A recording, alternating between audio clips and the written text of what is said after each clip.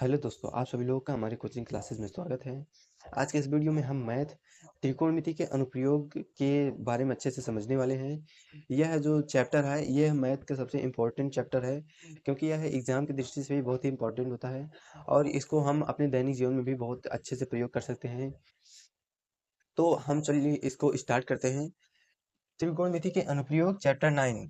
इसमें देखिए, हम ऊंचाई और दूरी नापने के लिए निम्नलिखित दो कोणों का उपयोग करते हैं। एक उन्नयन कोण होता है, एक अवनयन कोण होता है। तो चलिए हम समझते हैं। यहाँ पर उन्नयन कोण क्या होता है? जब कोई वस्तु हमारे नेत्र के क्षैतिज तल से ऊपर स्थित है, जब कोई वस्तु हमारे नेत्र यहाँ पर क्षैतिज तल ये वाला होता है उससे ऊपर स्थित हो, तो हमें उस वस्तु को देखने के लिए हमारे नेत्र एक कोण बनाते हुए घूमते हैं। अगर हमारे कोई वस्तु है हमारे क्षैतिज तल से ऊपर स्थित है, तो हमें देखने के लिए नेत्र को एक कोण में घुमाना पड़ेगा, तभी हम उस वस्तु को देखेंगे। और यह उन्नयन कोण होता है। जैसे कि मान लेते हैं हम, ये वाला देखिए, ये हमारा आँख है और ये कोई वस्तु है और ये हमारा क्षैतिज तल है, और हमें इस वस्तु को देखने के लिए अपने नेत्र को इतना घुमाना पड़ेगा, थीटा अंश को घुमाना पड़ेगा, तब हम इस वस्तु को देख लेंगे। और जो हम जितना अंश हम घुमाते हैं यही वाला हमारा उन्नयन कोण होता है। तो आप सभी लोग उन्नयन कोण समझ गए होंगे। चलते हैं अवनयन कोण समझते हैं। तो अवनयन कोण भी ठीक है उन्नयन कोण की तरह ही है, लेकिन इसमें देखिए, ये जो हम अपने नेत्र को ऊपर उठाते थे जितने अंश, अब हमें उसी नेत्र को नीचे देखना पड़ेगा। देखिए, जब कोई वस्तु हमारे नेत्र के क्षैतिज तल से नीचे स्थित हो, नीचे अब देखना है ना, तो हम उस वस्तु को देखने के लिए हमारे नेत्र एक कोण बनाते हुए घूमते हैं, यह उन्नयन कोण होता है। और जब हम अपने कोई वस्तु है हमारे नेत्र से नीचे स्थित है, तो उसको देखने के लिए हम अपने नेत्र को एक कोण पर घुमाते हैं, और जिस कोण पर घुमाते हैं वही अवनयन कोण होता है। यहाँ पर देखिए, हमारे आइस है, नेत्र है, और ये देखिए क्षैतिज तल है, नेत्र का क्षैतिज तल है ये, और ये देखिए वस्तु यहाँ पर स्थित है, और इस वस्तु को देखने के लिए हमें नेत्र को इतने कोण घुमाना पड़ेगा, तब ये वस्तु देखेंगे। तो यहाँ पर जितने कोण घुमाए हैं वही अवनयन कोण होता है। ये अवनयन कोण हो गया है। तो ये दो कोण हैं, हम ऊंचाई और दूरी मापने के लिए इन दो कोणों का यूज करेंगे। तो चलते हैं हम एक्सरसाइज पर।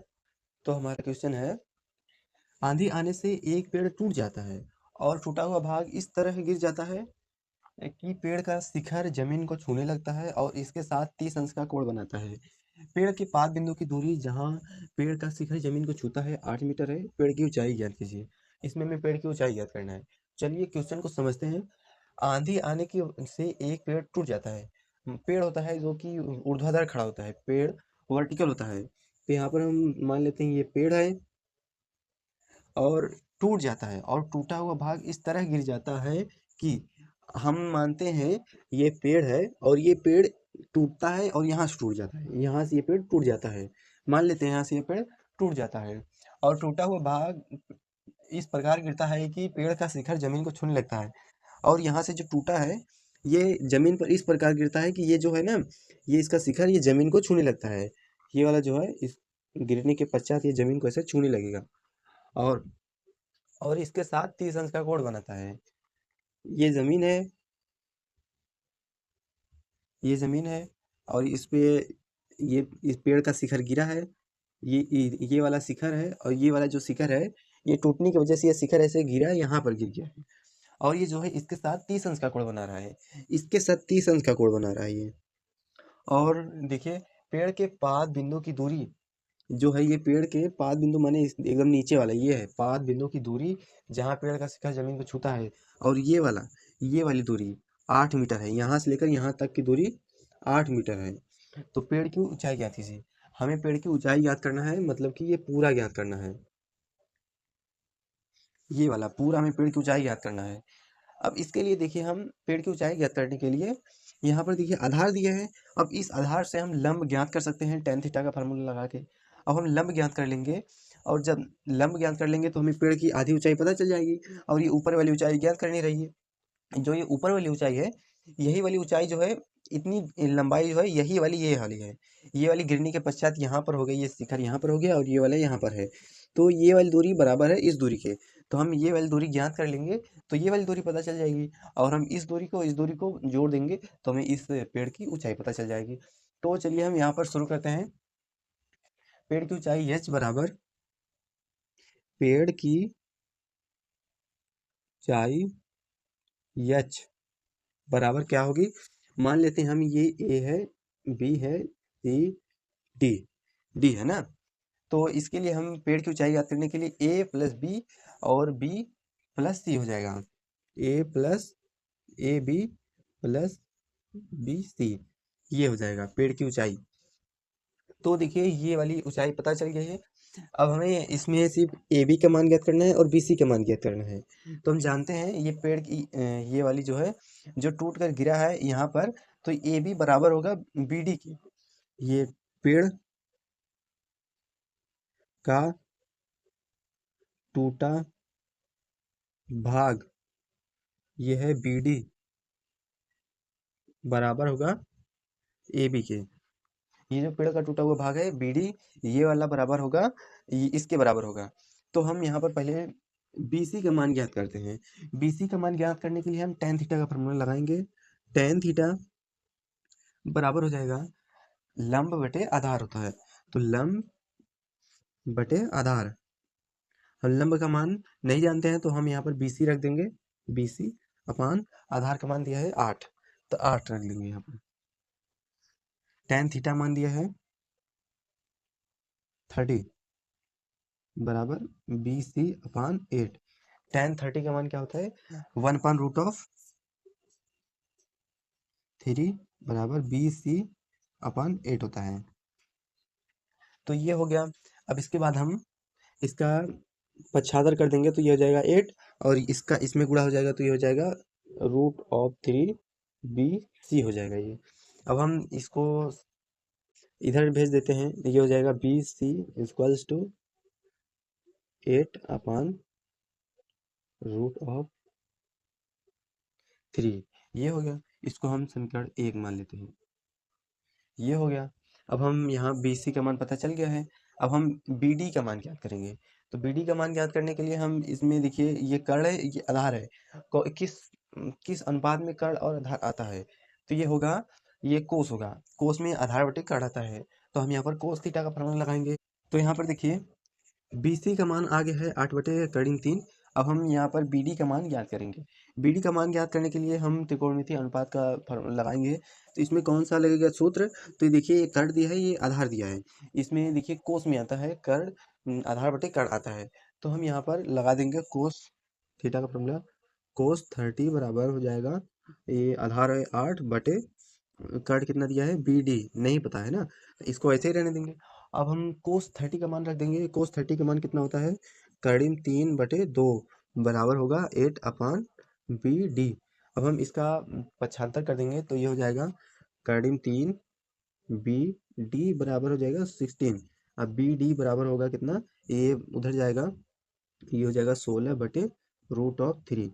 अब हम यहाँ पर देखिए बी डी का मान ज्ञात हो गया है और बी सी का भी मान ज्ञात हो गया है। यहाँ पर देखिए बी सी और ये बी डी का मान भी ज्ञात हो गया है।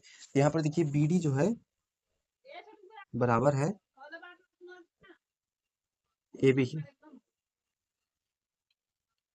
जो है बी डी है वो ए बी के बराबर है, ये वाला जो है ये वाली बराबर है, तो ए बी का भी मान होगा।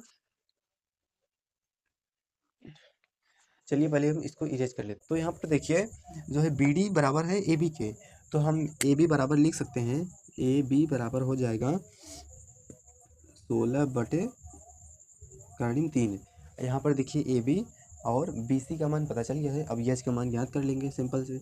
यच बराबर हो जाएगा ए बी प्लस बी सी।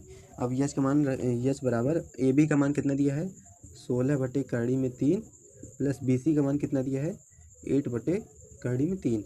जब हम इसको ऐड करेंगे तो ये हो जाएगा यच बराबर कड़ी में 3, ये 16 और 8 प्लस होगा तो ये हो जाएगा 24।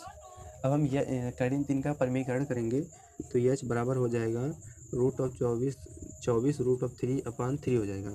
अब हम 3 से देखिए 24 को काट देंगे तो ये हो जाएगा 8। यच बराबर कितना आएगा 8√3। एच का मान 8√3, इसका मान आ गया है 8 करीन 3। हमें देखिए क्या याद करना था, पेड़ की ऊंचाई याद करना था। पेड़ की ऊंचाई आ गई है 8 करीन 3, यही आंसर लेना था। तो चलिए अगले क्वेश्चन की तरफ चलते हैं। तो हमारा अगला क्वेश्चन है, जिस समय सूर्य का उन्नयन कोण 30 था, एक स्तंभ की परछाई 20 मीटर मापी गई, स्तंभ की ऊंचाई ज्ञात कीजिए। इसमें देखिए ये वाला क्वेश्चन थोड़ा सा डिफरेंट है। इसमें देखिए कहा गया है सूर्य का उन्नयन कोण 30 था। अब मान लेते हैं हम यहाँ पर खड़े हैं, एक बिंदु ये है ए। अब यहाँ से सूर्य का उन्नयन कोण 30 था। उन्नयन कोण किसे कहते हैं? अपने क्षैतिज से, ये मान लेते हैं क्षैतिज है, क्षैतिज से अपने नेत्र को जितने कोण, जितने अंश ऊपर की तरफ घुमाएंगे वही उन्नयन कोण होगा। तो यहाँ पर देखिए ये उन्नयन कोण, ये सूर्य है मान लेते हैं, ये सूर्य, सूर्य का उन्नयन कोण 30 है, यहाँ पर 30 है। अब अगला बोल रहा है एक स्तंभ की परछाई 20 मीटर मापी गई। अब यहाँ से स्तंभ की परछाई, स्तंभ भी अगर यहीं पर खड़ा होगा, इसकी परछाई 20 मीटर आ गई, ये वाली 20 मीटर है। अब हमें स्तंभ की ऊंचाई ज्ञात करनी है। यहाँ पर देखिए हमें आधार का मान पता चल गया है और लंब का मान ज्ञात करना है और थीटा पता चल गया है, तो यह हम ज्ञात कर लेंगे। तब यहाँ पर मान लेते हैं हम बी सी बराबर एच है। मीनार की ऊंचाई याद करना है, इसको शॉर्टकट में एच लिख दिए। अब tan थीटा बराबर क्या होता है, लंब बटे आधार होता है। अब tan थीटा का मान कितना दिया है 30 बराबर लंब, लंब नहीं पता है एच है, और आधार है 20 मीटर। अब यहाँ पर देखिए क्वेश्चन बन गया है, अब इसको सॉल्व करेंगे। तो tan 30 का मान होता है 1/√3 बराबर एच अपान 20 होता है। अब इसका हम पक्षांतर करेंगे तो ये हो जाएगा h√3 इक्वल्स टू 20 हो जाएगा। ये वाला देखिए ये हो गया। अब यहाँ पर h बराबर हो जाएगा 20/√3 हो जाएगा।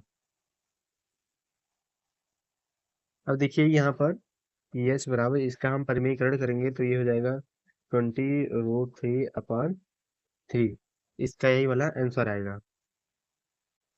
तो देखिए हमें स्तंभ की ऊंचाई पता चल गया है, ये है 20 कर्णिन 3/3, ये वाला हमारा आंसर आ गया है स्तंभ की ऊंचाई। तो मैं आशा करता हूँ कि आप सभी लोगों को ये सभी क्वेश्चन समझ में आए होंगे।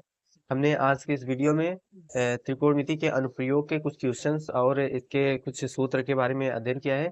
इसके अगले पार्ट में हम त्रिकोणमिति के अनुप्रयोग के और क्वेश्चन को सॉल्व करेंगे ताकि आप सभी लोग को अच्छे से समझ में आए।